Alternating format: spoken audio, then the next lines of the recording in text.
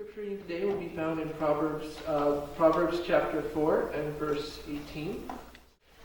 And it says in God's word, "But the path of the just is like the shining sun that shines ever brighter unto the perfect day."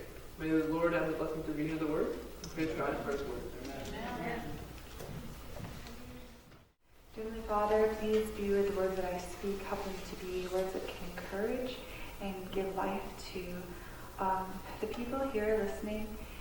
And thank you that you continue to work on our hearts and give us grace and help us to respond to that now in our lives. In Jesus' name I pray. Amen. So first I have some pictures because I want to talk a little bit about so you can see things. Maybe you've seen some of these pictures. This is my favorite picture. When I was there, another girl from America came for a short time and she took pictures, and I said, well, can you take a picture of me and my students? And I wanted just the generic one where like all the kids are in a line and you just take a class picture, but we did some fun stuff. And I told my kids, okay, everybody open your mouth really wide. And then I turned forward, I had my mouth open wide, but when I turned back to look at them, they were just being so silly that it made me laugh. So these are my students. I only had 9 students, but I think that is really a nice amount because you know all their personalities. You get to spend a significant portion of every day with them. So I had 4 girls and 5 boys.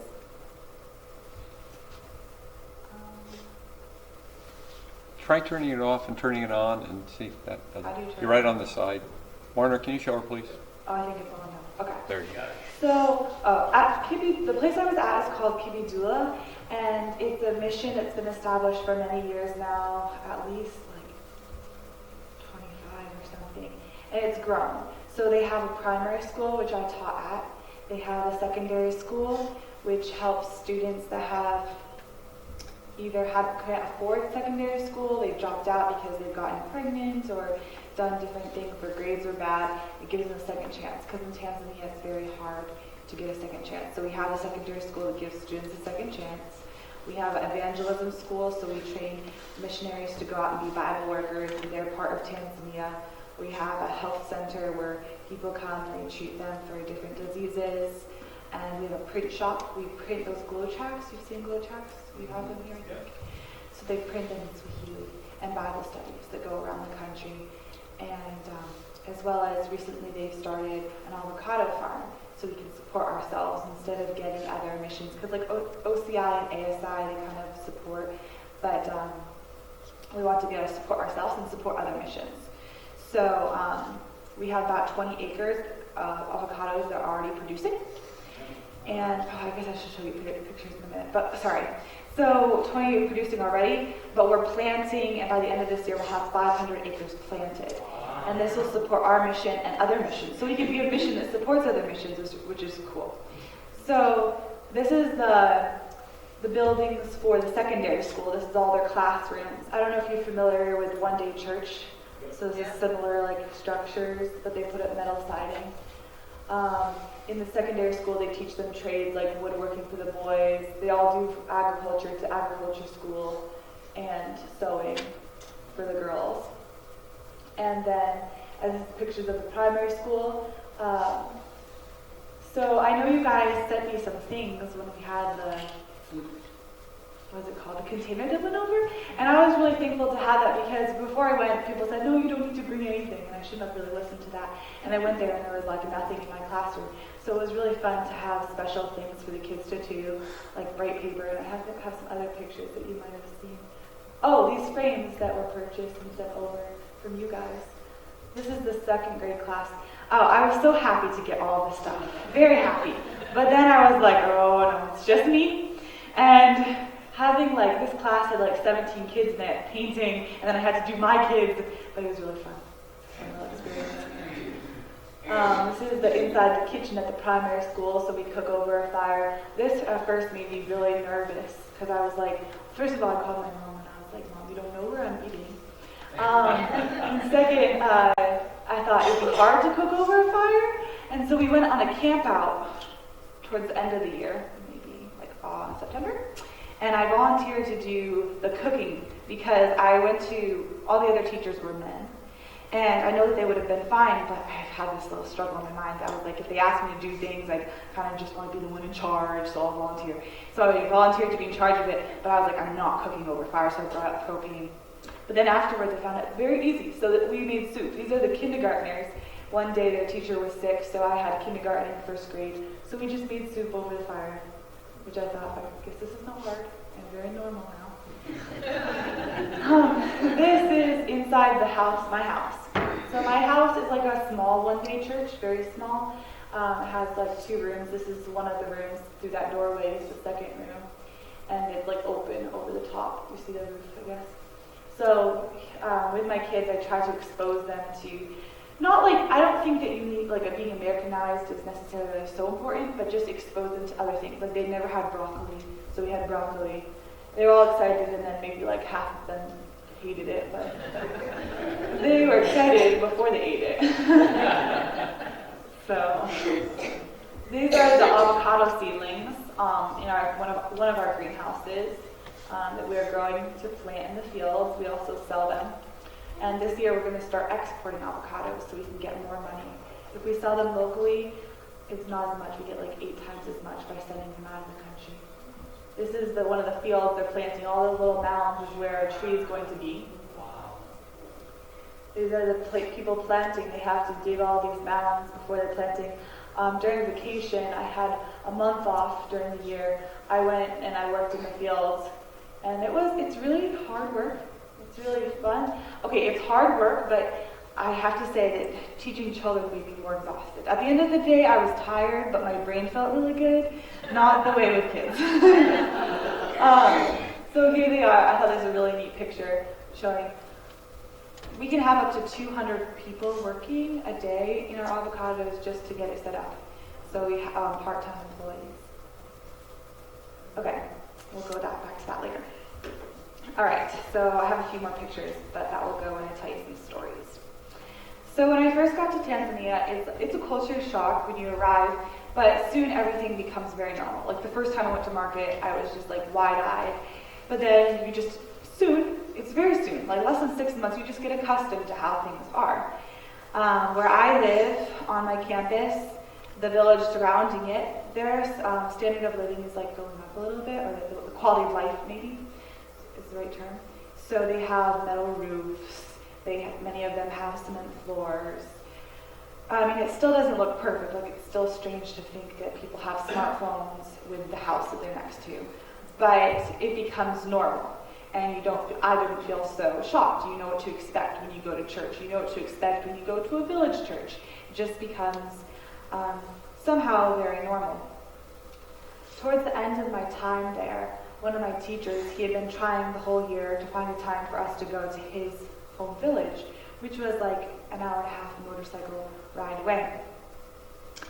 And I really liked this teacher, so I wanted to go. I definitely wanted to go, but I didn't realize what his village was. I know what villages are. I'm like, okay, we'll just go to his village. It's probably like these villages. So we went out on the motorcycle one afternoon all the way out there, and just an hour and a half motorcycle ride away, which I don't know how many kilometers that is, and even if I did, I don't know how many miles. But anyway, an hour and a half away from where we were, everything was very different, and that was weird to me. Like, it was strange because it was another culture shock, because I'm used to the Tanzania I know, and the Tanzania I know is people that they're very clean, much cleaner than me, okay? Like, they know how to wear like white linen skirts and not get any dust on them, even though everything is dusty.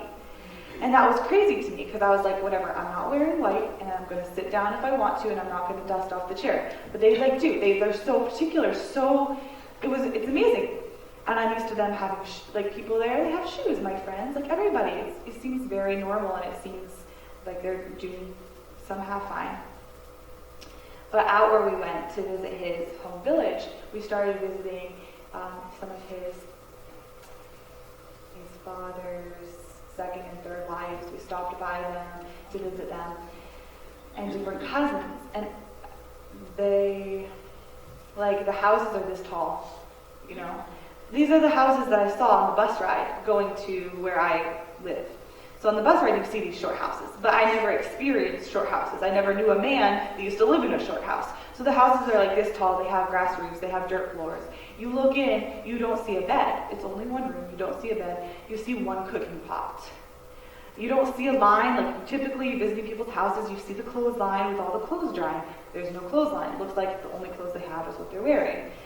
And then you visit some other relatives and they're just outside with their children and no one's wearing shoes and people are sitting on the dirt, which is strange because where I'm from, no one's doing that. They're very clean. And they're like making alcohol and there's nothing. There's not little shops. Like I'm also used to seeing little shops where you can buy different things. And so it was very strange. I'm just trying to take this all in. It was one of the moments there where I was like, am I actually here? I can't believe I'm actually here. This doesn't seem like Madison would ever be somewhere like this, but here I am. Is it true? Like, pinch me. I should be like on. I was just trying to absorb it all because I didn't know how to digest it. So on the way back, I talked quite a bit. And the teacher, he asked me at the end when we got back to his house, you didn't say a word that whole ride. And I was like, well, because I don't know how to think about this. I was like, I don't understand. What do these people think about in the morning? I don't know what they think about in the morning. What do they think about? When they wake up, what do they do? There's nothing to do there. They don't have anything. What do they think about? Because I'm trying to think, what do you do? And how do you think that you can progress in life or not? Like, is there opportunities? Like, what is even going through their brain? And so we talked because he was like, well, I used to come from this. I used to wake up there. I know. The first thing they do in the morning is they wake up and they ask each other, okay, where's everybody drinking today? And then they go to work. But he said like literally 2-3 hours, just tend to see if the maize is growing. And then they go and find everybody to drink. And I was sitting there and I was like, that's really a sad existence. And that existence paired with the short houses, the grass roofs, the dirt floor, no clothes, no shoes, made my head spin. But then as I was thinking, honestly, it is different, so I don't want you to think it's the same, but in some ways it is the same as America. The same sin problem, the same problem of gratifying self, waking up in the morning and wanting to live for yourself. It happens in America. I experienced it going to college and going to work here. People, they go to work and they just can't wait to go home. They're going to do their living at home in the evenings, drinking alcohol, or whatever it is. It's not even alcohol, okay? Like, it could be whatever your self-medication is for your life. Movies, shopping, eating, whatever it is. But they're waiting to live at that time at the end of the day. Even though in America you think, okay, there's so much opportunity, we have nice Apple Watches and different things like that, then it's still the same thing. You still have all this opportunity for growth, and many people are just throwing it away. They have all this day to live, to be a blessing, and to engage in life, but they're just waiting for the evening when they get off of work, just like these other people. So even though, no matter where you are in the world, I think the sin problem is the same. It's just dressed up differently. And that doesn't mean that those people, we just leave them where they are and we say, okay, like it's the same sin problem. But when addressing those needs, we need to think of it differently. We don't just go in and say like, okay, let's give shoes, let's make their houses nicer. Because in America, we have nice houses, we have shoes, but we still have the sin problem. So when you go in to help a place, you also have to think about how to show them Jesus as well. Because we have everything we need here, and we still have the same problem they do.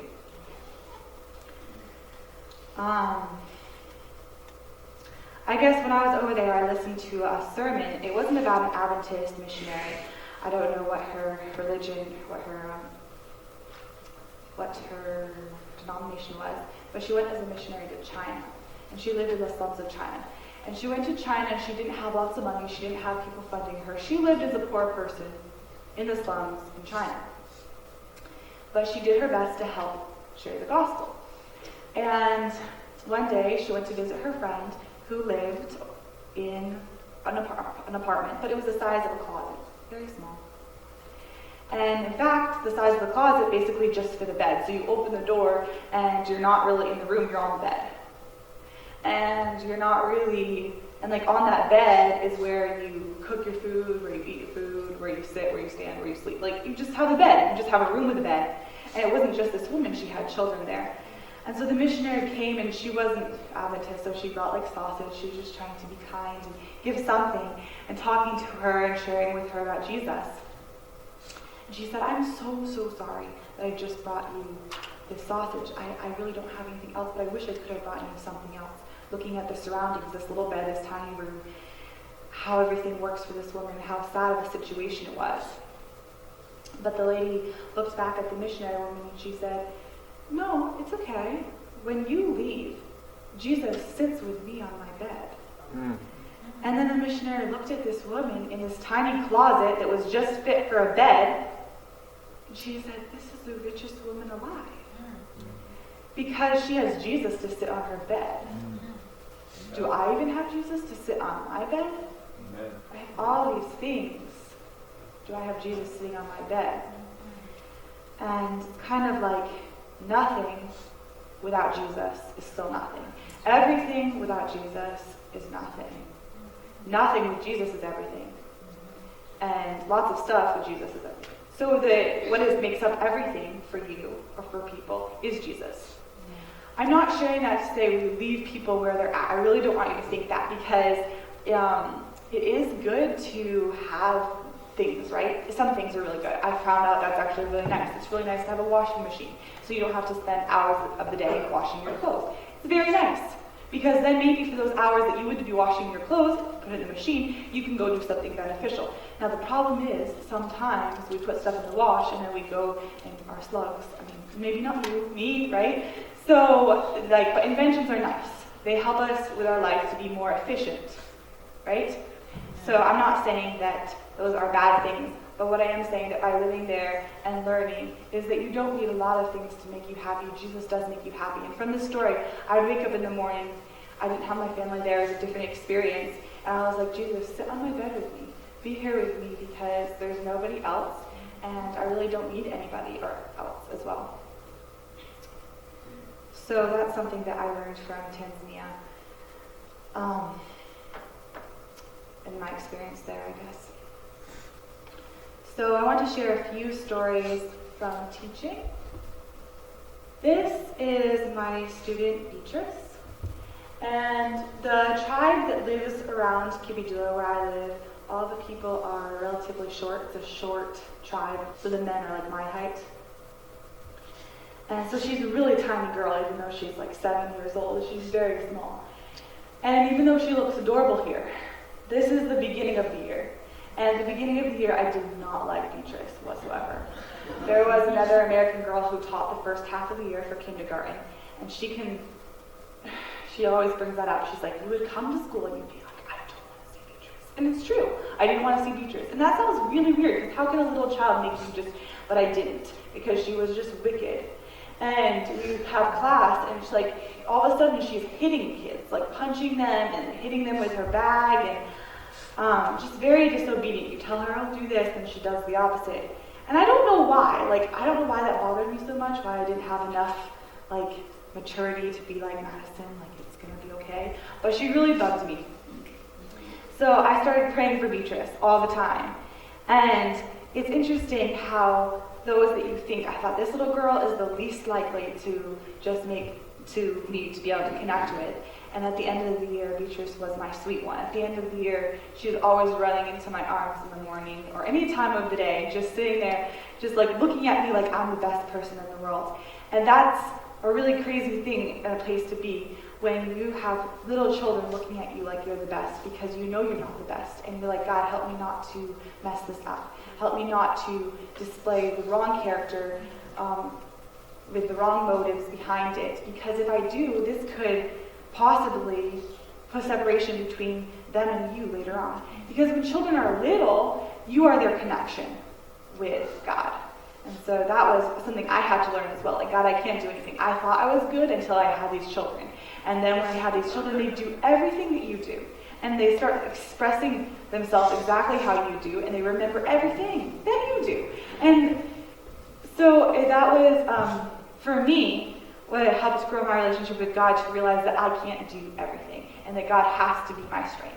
I used to pride myself in being this person that I'd wake up in the morning and I was happy. I could jump out of bed and I just had joy. But during the school year, I learned that I liked those mornings when I woke up not having joy, because I realized that God had to be the joy. God had to be the strength. He had to be the wisdom with the kids, with Beatrice. There was one time that I was really frustrated with my students, and I didn't want to get upset. So I said, okay, everybody, outside. Go outside now, quickly. I could close the door, close it.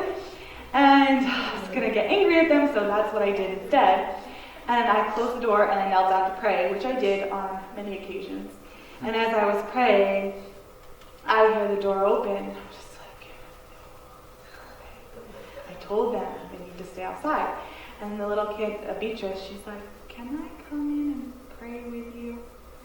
Okay, I can't say no to Beatrice. So she came in, she knelt down and prayed. And then as I was praying, I prayed silently. It wasn't out loud prayer. She was also praying silently. And then I hear the door open and close quickly. And usually my students in those times they peek in, but they know they shouldn't, so they close it. So I just figured that was the case. But then after I finished praying, I stood up and I saw one of my other boys in there praying too. He had just come in silently and knelt down, and I don't know, he was at least pretending to pray.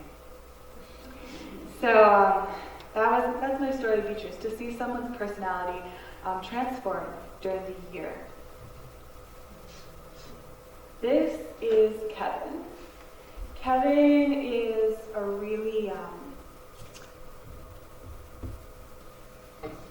I don't know if this is, I guess it's okay to say. So when you have a variety of students, you can tell which kids come from good homes. You can tell the difference between a child that's not living with their relatives. You can tell the difference between a child that's living with a mother and father that love him.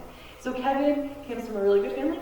So he was just sunshine in my life, just always so happy. You could just tell that he was loved. He knew he was loved at home, and he knew he was loved at school.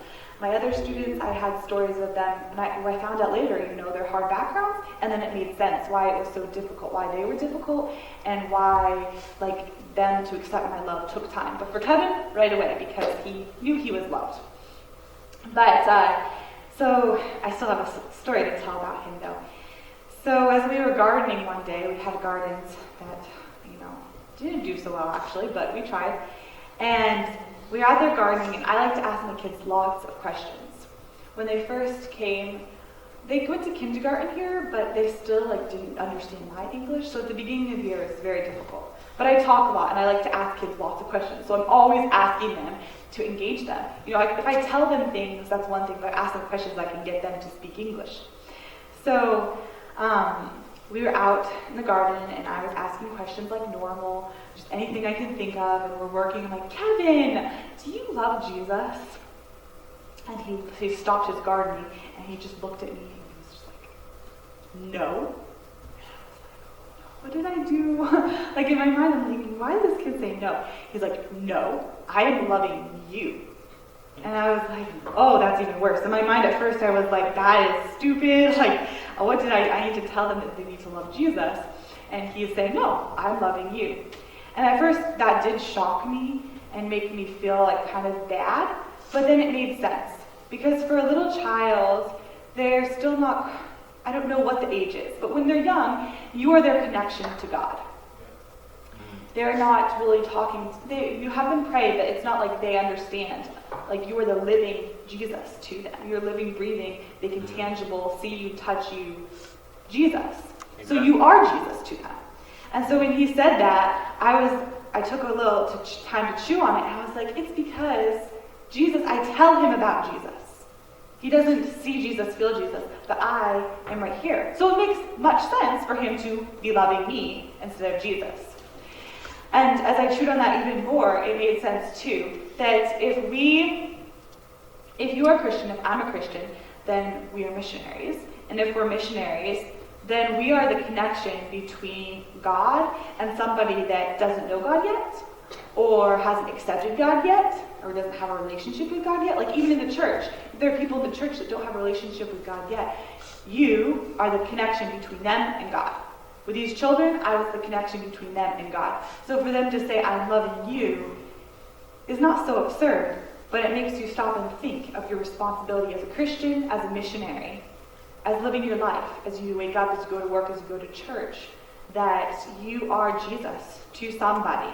You are tangible Jesus to those who don't know him yet. So I just want to put that. My sermon is my talk is a little all over the place because I feel like there's so many little things I want to say. I'm sorry about that. It's good. But I think that the little points, maybe there's different ones that connect with different people. So maybe there's someone here that needs to hear one little portion and someone here likes to hear another portion will resonate with them.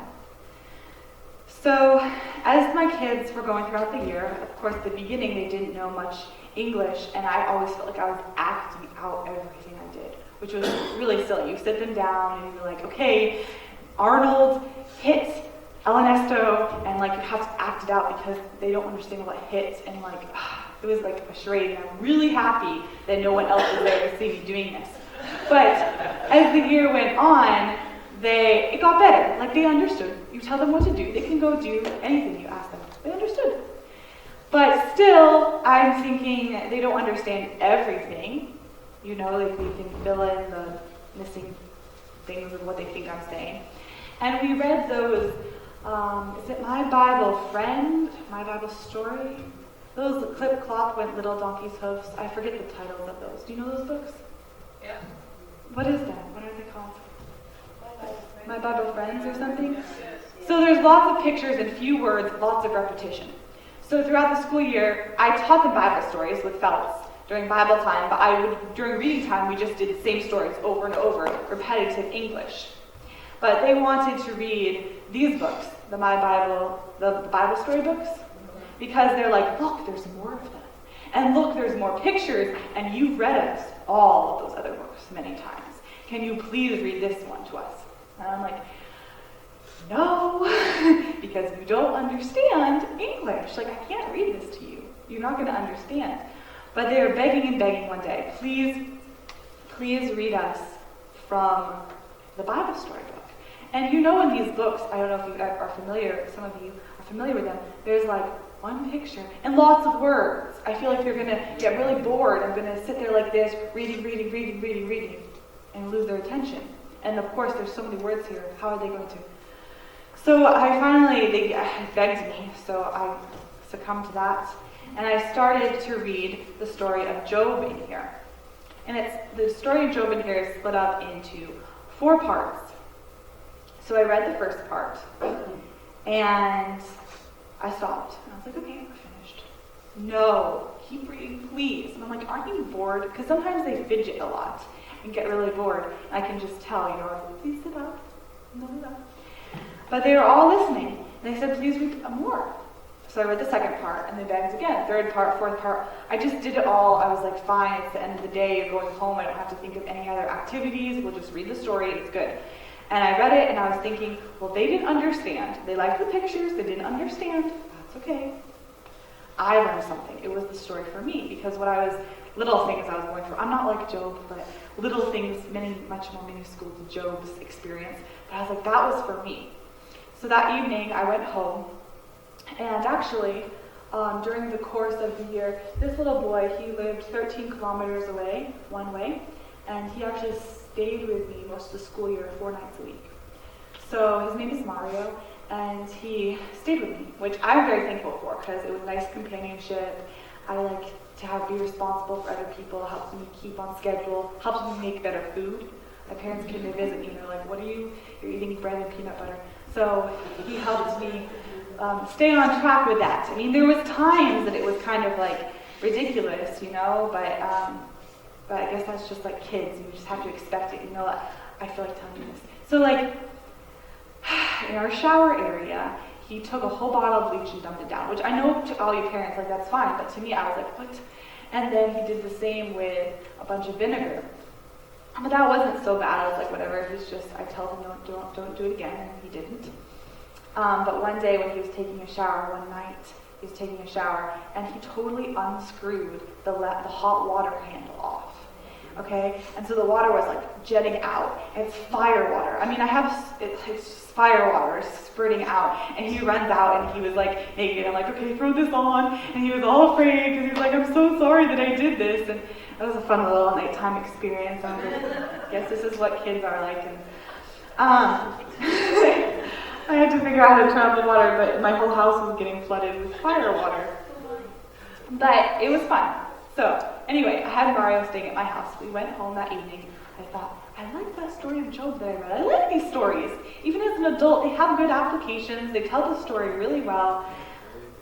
I called my mom on the phone, and I was talking to her. I read it. The kids didn't understand, because I know they don't understand my English that well. But it was for me, Mom, and I want to be like Job. Something like that on the phone. I said goodbye to my mom. We made dinner. We had worship together. My house is split in two. There's like a big cement divider wall, and you can talk over the top. So I put him in his bed, and I went to get in my bed. And I like to go to bed early, like right when he gets in bed, I just want to go to bed, I'm tired. So I got in my bed, I was laying there, and then I hear, teacher? I was like, yeah? And he's like, why do you want to be like Job? And I was like, okay, he was listening to my conversation with my mom, which makes you nervous. Like, Job is fine, but what else do I tell my mom? And so he asked me about Job. And I was like, well, what do you know about Job? Tell me about Job. And then he told me the details, the different animals that Job had, the messengers, and he relayed the whole story to me. I laid in bed and I was like, incredible. In just like 7 or 8 months, this child went from not understanding English to being able to be read a book like this and to understand, remember, and say it again. And so then again, I was like, good, you learned a lot. And he said, so why do you want to be like Job? And I had to explain a little bit why I want to be like Job. And then at the end, well, I said, I want to be like Job because Job, these things happen to Job, but Job always said, God is still good. I still trust God. It hurts, but God is still good. And at the end, he said, well, I want to be like you and I want to be like Job. And I thought, this is really silly that I could have a little kid in my house and that we can have these conversations and how did life turn like this? Because I just used to be a kid myself. So actually, it's that story that I want to teach today because I think in stories and I like people can give applications to stories and people can get up and preach to, things that happen in the story, but I really need to like see the story, be the story, envision how it would all be. So I know there's not many children here, but I want to teach you the story of Job from my thinking and from the Bible. Before I do the story, I want to pray again. Dear Heavenly Father, thank you for the different experiences and things that you taught me in Tanzania, but that you teach all of us wherever we are, whatever our lives are, whatever our occupations are, that you can teach us all these different lessons in our own timing and in our own order. Please be with the story of Job, and that as we hear the story that it's for children, that it will help us to understand the story and apply it to our own lives through the things that we're going through. So, there was once a man named Job. Job loved God so much. And Job also loved his family. Job had a wife, and Job had 7 boys and 3 girls, so 10 children. And he loved his children so much. The kind of father that when they're coming home from school, that they're running into their father's arms. He picks them up, throws them into the air, hugs them. Job, he loves his wife, he loves his children. Anytime the children are having problems, bickering, issues like that, he's always coming, bringing them in. Let us talk, let us pray. This isn't right. A very patient father. Now, Job, besides being a good father, is also a very rich man. Job has 7,000 sheep.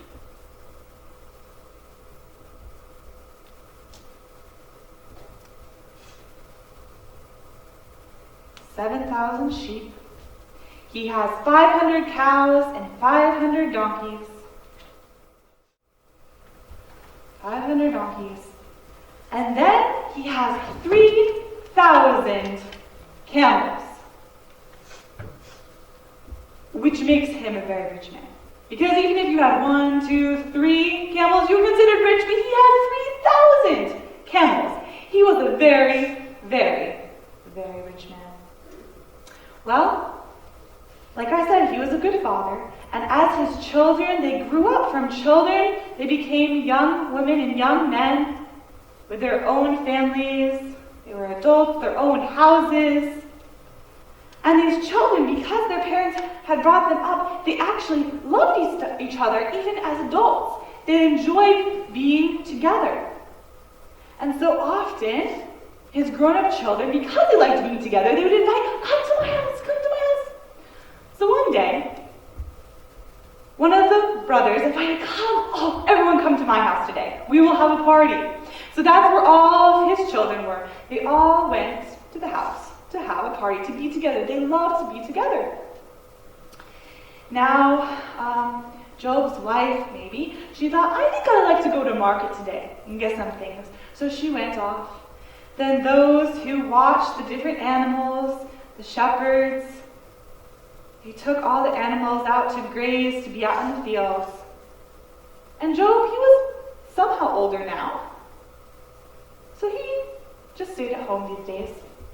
And he had different things he liked to do. He was usually a very busy man, but maybe today he stayed home and he was just thinking of some things that he would enjoy to do. So he thought, I think today I'd like to plant a garden. That would be nice. So he went out to till the ground, prepare it, because he thought, I'd like to grow some different food. So then he was there, and his day was just starting. I think maybe he went inside for a little bit to read, and then later he went and got some tea to drink. I don't know. Job was just at home doing things. So maybe now he's back out in his garden, planting, having a good, relaxing day alone. Spending time with God, he read. He was now out in the garden thinking about God and his life. He was very happy and content and at peace. Well then, before he knows it, one of his servants comes running up. Job says, Hi, how are you doing? Job said, calm down. It's okay. Take a deep breath. Well, no, it's not okay. Because as we were out watching the cows and the donkeys, then the Sabians, they came, is that how you say that? Sabians? They came in and they stole all of the donkeys, all of the cows, none of them were left. In fact, they even killed all of your servants that were watching the cows and the donkeys. All of them. They killed, I'm the only one that lived, and they stole all of your animals. Job, he is standing there.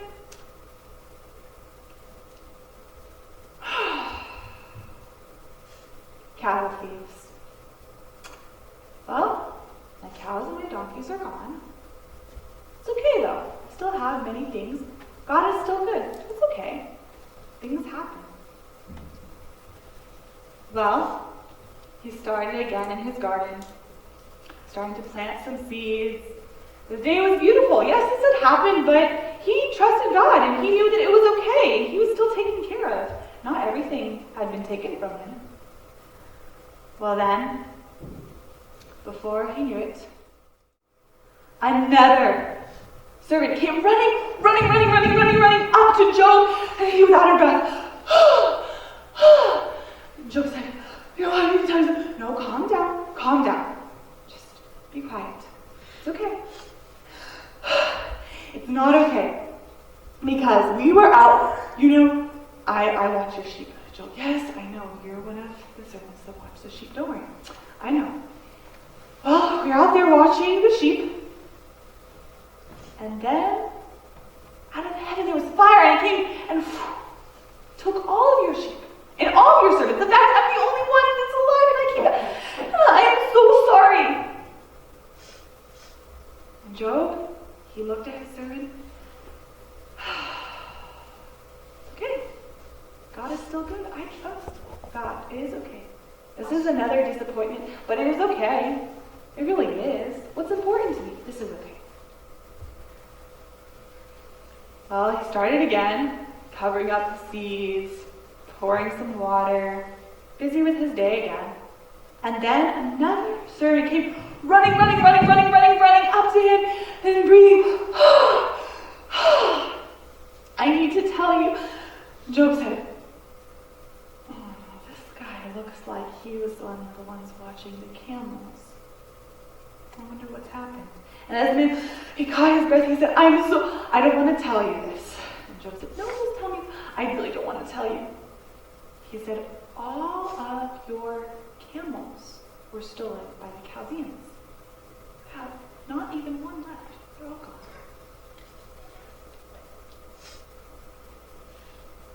Camels were expensive. They were valuable. But Job, he looked around. He had his house. He knew his family was around. It's kind of strange that this all happened in one day. It's okay. God is still good. Before this man could even leave, another servant came running as fast as he could to Job. This man, his face was white. He was trying not to cry.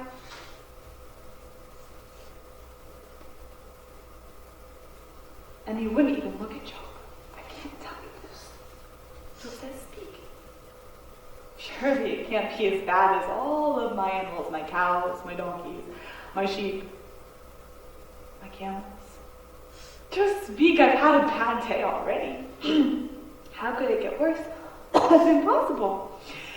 I don't want to tell you. I was at your son's house. And then there was a tornado. It came and it picked up the house and it turned it over, and all of your children died. They were all there. And the other servants that were with them, I was the only one that escaped to tell you, and I didn't want to tell you, but I had to tell you. All your children were gone. It was at this time, hearing that his children were dead, it was just too much. It hurt. The animals were gone, everything was gone, but the children, it's when Job needed to be alone. He needed to cry. It hurt. Throughout the day, he experienced many disappointments, disappointment after disappointment after disappointment. But this one was too much to bear. He rent his clothes, he shaved his head, and he wept. He said, the Lord gave and the Lord has taken away. Blessed be the name of the Lord. Why was this all happening to Job? We know now what was happening. But as this was happening, he didn't know what was happening. It was just all, he didn't understand. Maybe something is behind it. Is there a reason for this? He didn't know at the time. But up in heaven, prior to this happening, God, Jesus, had been meeting with his angels. And then, as he was meeting with his angels, Lucifer, Satan came. Satan came. He was not really welcome there, but he came. Jesus said yes. He said, I came from walking to and fro on the earth. And Jesus said, yeah. Haven't you seen? Have you seen my servant Job? You've seen many disobedient people, I'm sure, but have you seen Job? Job loves me. You think that you have the world, but do you see Job? Job loves me. And Satan looked at Jesus and said, of course Job loves you. He's rich. He has all those animals, all those houses, all those clothes, all those furniture. He has a nice wife and beautiful children that are kind and loving. Of course he loves you. You gave him so much. Jesus said, no. I trust Job. I trust that Job loves me a lot. you can go and try Job. Test him. Do not hurt his body, but test him. See if Job actually loves and trusts me. So that's exactly what the devil did. He allowed all these calamities to happen, and I can imagine as he was watching one after another of his animals being taken away, I still trust God. It's okay. And now as his children had died and he was weeping, still as he was weeping, he just said, God, this hurts. I don't understand, but I trust you. He had not said he gave up on God. So he came back to see Jesus and just, did you see my servant Job? Look at him. He still trusts me. He still loves me. I told you. And now the devil says, well, that's because his body is still good. Trust me that if his body was feeling bad, he would curse you. It's just because that's how people are. But once you touch their body and make them feel disgusting and wicked and sick, then he will surely not trust and love you or say that you are good. And God said, okay, I give you permission. You can go.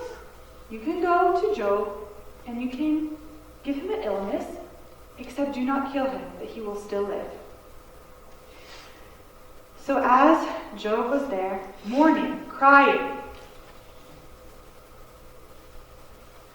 he then developed boils on his skin. Painful boils. And he was sitting out by himself with these boils. And it wasn't just for 1 week or 2 or 3. It was many weeks, these boils on his skin. And they were big, and he would take pottery and cut them and push out pus. And he couldn't stand, he couldn't sit, he couldn't lay down. Everything was uncomfortable, no matter what. He was uncomfortable. Well, as Job had his affliction, of course, you know how people are, things spread. So in their village, saying, did you hear about Job? Did you hear about Job? Did you hear about Job? Did you hear about Job? And it's spreading. And they were all thinking that Job must have done some great sin. Yes, he looked like a good man. He dressed nice. He had a smile. But he must have been wicked in his heart because all these things happened to him. And now he has these boils. This is crazy. As Job had this, everyone was staying away from him, and it was spreading, and people weren't coming to visit him because they thought there was something wrong with him. His own wife came to him and said, Job, look at all this is happening to you. Why don't you just curse God and die? And Job, he looked at his wife and he thought, in the midst of all his trouble that he is having, his best friend, his wife, that has been his comfort and his companion for so long, is now looking at him just like, curse God and die, instead of being sympathetic. He looked up at her, he said, you are a foolish woman. Should we not receive good at the hand of God, but not evil? Of course, in saying this, he did not have it quite right what God was doing. God was not causing the evil to happen to him. But he had this mindset that, no, God is still good. I have tested God many times. I still know God is good. I don't understand what is happening to me right now, but I still know that God is good. So his wife would not even be a comfort to him. It was just Job and God. And sometimes that feels like a very weird place to be, but it's a really wonderful place to be. It was so sad that his wife, who should have been a comfort, but then it brought Job to realize, okay, it was just him and God. So as I said, it was spreading all through the village, Job, all these things. Well, finally, Job had 3 friends that came to visit him in his affliction. So they came to where Job was. Job was, of course, in so much pain. But they didn't say a word. They just sat down. And together, for 7 days and 7 nights, Job didn't say anything. The friends didn't say anything. Just were together. At first, that sounds like really nice. Just to have a friend to be with you in your affliction. I'm sure it was nice and comforting. But then, at the end of those 7 days, Job said, I wish I had never been born. Why did I die at my birth? He's asking these questions to his friends because he can't understand why these things happen to him, why it hurts so much. And then his friends opened their mouth, and they did not speak encouraging words to Job. They wanted Job to repent. Job, you have done some really wicked things. We don't know what it is. Repent so you can be saved. Because they still believe that bad happens because Job did bad. But that's not the case.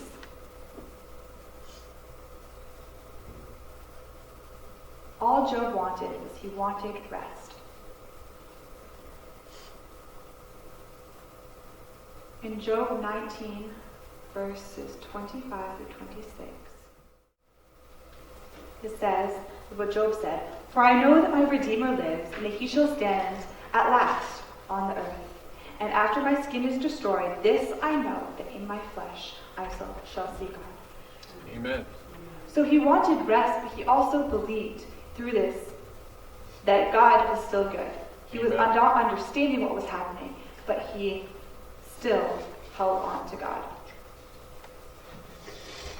So after his friends had been there with him, they went away. God did speak to Job. And God asked Job lots of difficult questions that Job couldn't answer, because there are questions that only God can answer, because God is God. Job realized that how he was nothing in comparison to God, and yet he had been a good man, and he had tried to do good. He realized that without God, he wasn't good, and he needed God. God asked him then, "Please tell your friends that they need to offer an offering to me in repentance for what they have done to you. And I want you, Job, to pray, to intercede on their behalf, that they might be saved. They might have that." So as Job was interceding and praying, it was then that Job received healing from his boils. So when he received healing from his boils, it was then at this time that people they heard, well, I guess they thought, well, maybe Job hasn't done wrong. God has healed him. So his wife came back to be with him. And his friends, they came back to be with him. And other people, they started to bring little gifts of money and gold to help Job rebuild, because he had nothing at this point. But even though that was nice, God knew that they didn't need to do that. That he was going to bless Job again, because Job had been tested. God had allowed the devil to test Job, to give him these issues. And Job had remained faithful. And God did bless. Instead, God blessed Job greater at the end of his life than he did at the beginning. Do you guys remember? How many sheep did he have now? Do you remember? 14,000 instead of 7,000. Instead of 500 cows, he had 1,000. Instead of 500 cows, 1,000. Instead of 500 donkeys, 1,000. And instead of 3,000 camels, how many camels did he have? 6,000. And also, God blessed Job again with 10 children. How many boys? 7. Sons and 3 daughters. Yes, and 3 daughters. Now, of course, getting more children back doesn't make up for those that are lost. There is still the pain of having children that he loved lost. But God had given him more joy with giving him more children. And in heaven, because he interceded for his children, I'm sure many of his children will be in heaven. And so in heaven he will have, I'm sure, double children.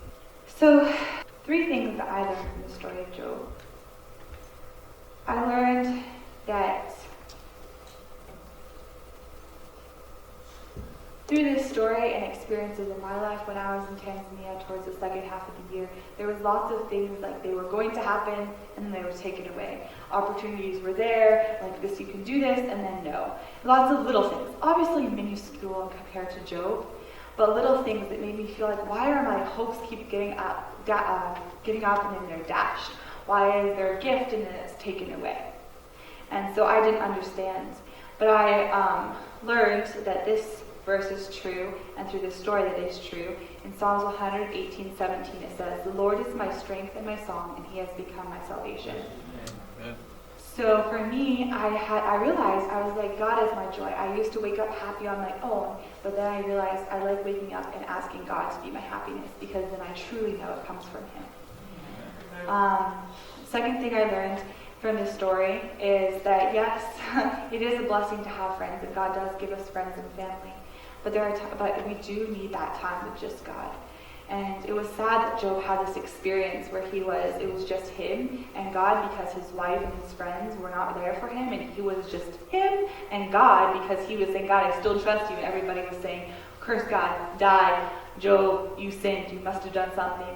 And yet it was just him and God.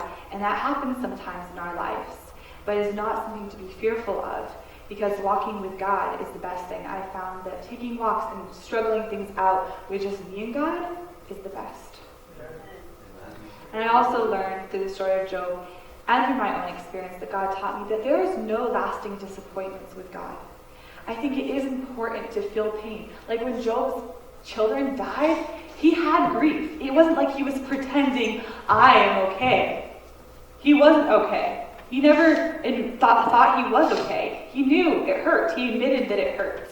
And obviously, we need to take this big scale, 10 children dying, that would hurt a lot. So now let's just take it down to something smaller in our lives. Maybe we do have something big like that in our lives. But it's okay to feel pain. When I was younger, I used to think, well, I should not feel bad because I have good parents, because I have a nice home, and there are children in other countries, even in our country, even in our state, that don't have life like I do. So I shouldn't feel bad. I should try it. And when bad things happen, like what happened to Job, if something bad happens to me, something painful, it shouldn't hurt me, because somebody else has it worse. And that is a lie from the devil. It is okay to have pain. If you say that something doesn't hurt, if you say sin doesn't hurt you, then you are saying that what the devil does to have sin in this earth, and let me stop for a second. You're saying that sin is not that big of a deal, that sin doesn't kill, but sin does kill. And so you have to admit that sin does hurt. If you say sin doesn't hurt you, if you say someone has it worse, sin shouldn't hurt me, no.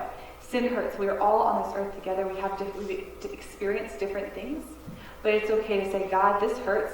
Sin hurts. This world hurts. But I still trust you. There's no lasting disappointment with God. But it is okay to be disappointed. And it's okay to hurt. So 3 things I want you to remember from everything that was said.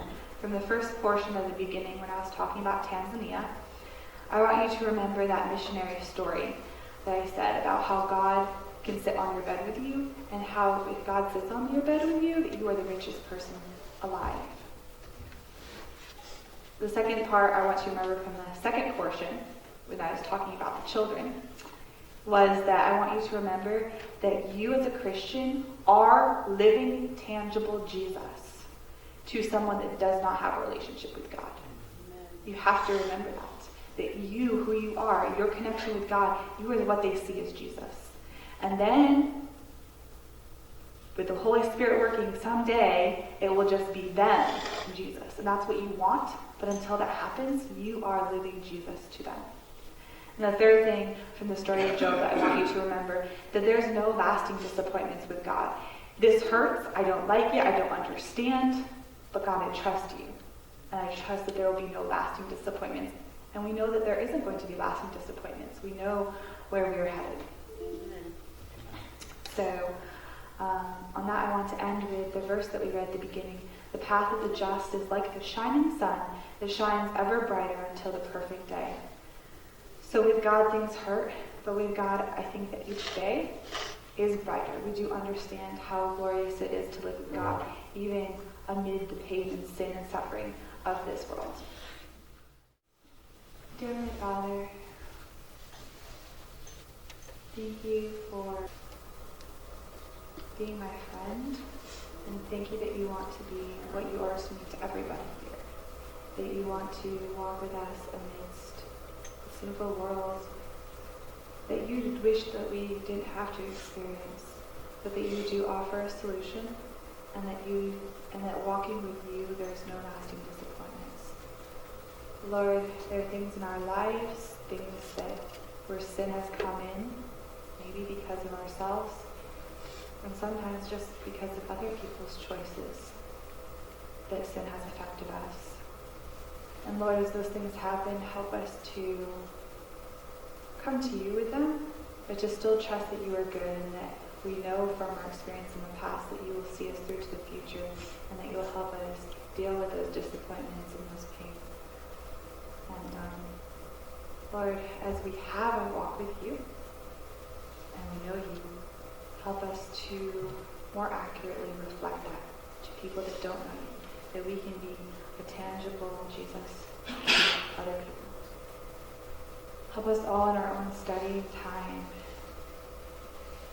to meet with you, that the words we hear from other people isn't what we get fed off of, but we can go directly to you and pray and read your word and be filled. And I ask that especially this day. Thank you for what you are doing in lives all over the world, in people that are young, and people that are old, and people that that have so much opportunity in a worldly sense, and also those people in a worldly sense that don't seem to have much opportunity. That your Spirit is working on everybody's heart. That your Spirit was working on my heart in Africa, but also in Vermont, in this mission field in Vermont. And just like in Sabbath school time, we've been learning about the book of Daniel and Nebuchadnezzar, that you did not give up on Nebuchadnezzar either. That you're working in everybody's heart, no matter their age or the money or lack thereof that they have, or the position that they have, that you want all of our hearts. You wanted Nebuchadnezzar's heart, and you want my heart, and you want everybody's heart here. In Jesus' name I pray.